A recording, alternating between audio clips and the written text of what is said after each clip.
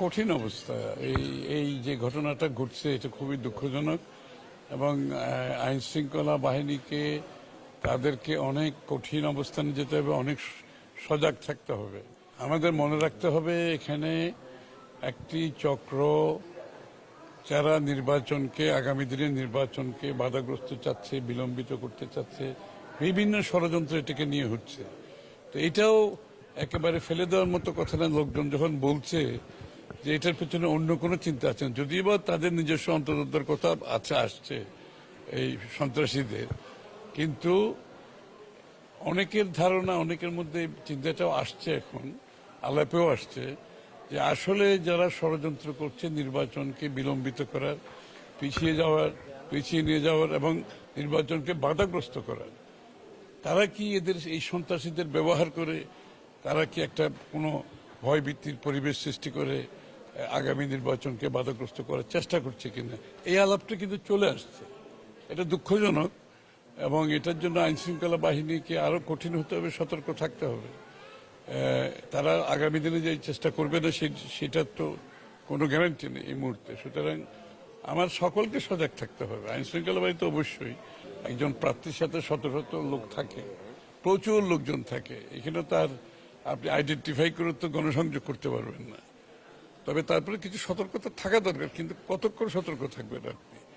এখানে শত শত মানুষের মধ্যে আপনার আশেপাশে কে আছে আপনার যে জানার কথা না, বুঝারও কথা না, আর সবাইকে চেনারও কথা না। তো সেটা বড়, তার চেয়ে বড় কথা হচ্ছে আমাদের সার্বিক আইন শৃঙ্খলা পরিস্থিতি নিয়ন্ত্রণে থাকতে হবে। এই যে অস্ত্রশস্ত্র নিয়ে যারা বসেছে, এতদিন ব্যবহার করছে, এখনো বসে আছে, তারা তো এই অস্ত্রগুলোতে ব্যবহার করছে। তাহলে এই অস্ত্রগুলোকে তাদেরকে এই অস্ত্রগুলোতে উদ্ধার করতে হবে, তাই না? তো সেই কাজগুলো তো আমরা এখনো হতে দেখছি না। এটা করতে হবে। আইন শৃঙ্খলা বাহিনীকে অত্যন্ত কঠিন অবস্থায় গিয়ে, সতর্ক অবস্থায় গিয়ে আইন শৃঙ্খলা সঠিক জায়গায় রাখতে হবে। নির্বাচনকে সামনে রেখে আরো বেশি সজাগ থাকতে হবে।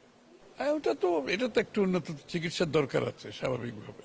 বাংলাদেশের মানুষ এরকম বহু অবস্থা থেকে আমরা উত্তরণ ঘটিয়েছি বিগত দিনে। এর থেকে আরো খারাপ অবস্থা আমরা উত্তরণ ঘটিয়েছি। যারা করছে তারা দিনের শেষে তাদের কোনো স্পেস থাকবে না বাংলাদেশে। কিন্তু কথা হচ্ছে একটা বিশৃঙ্খলা, ভয়ভীতির পরিবেশ সৃষ্টি করতেছে। কিন্তু বাংলাদেশের মানুষ তো সাহসী মানুষ, তারা তাদের ভোটাধিকার প্রয়োগ করতে চায়, তারা তাদের প্রতিনিধি নির্বাচন করতে চায়, তাদের নির্বাচিত সরকার, সংসদ দেখতে চায়, যারা তার কাছে দায়বদ্ধ থাকবে, জবাবদিহি থাকবে। সুতরাং এইসব করে বাংলাদেশের মানুষকে নির্বাচন থেকে সরিয়ে নেওয়ার কোনো সুযোগ নেই। তাদের একটা চেষ্টা, এই চেষ্টা কোনোদিনও সফল হবে না। বাংলাদেশের বিগত দিনেও হয় নাই, এখনো হবে না। আমাদের নিরাপত্তার জন্য জনগণ আছে তো। আমরা তো জনগণের রাজনীতি করি। বিএনপির রাজনীতি হচ্ছে জনগণের উপর সম্পূর্ণ নির্ভরশীল একটি রাজনীতি আমাদের। আমরা জনগণের সাথে সম্পৃক্ত একটি দল। জনগণকে নিয়ে রাস্তায় ছিলাম 16 বছর, আন্দোলন করেছি, স্বৈরাচারকে বিতাড়িত করেছি।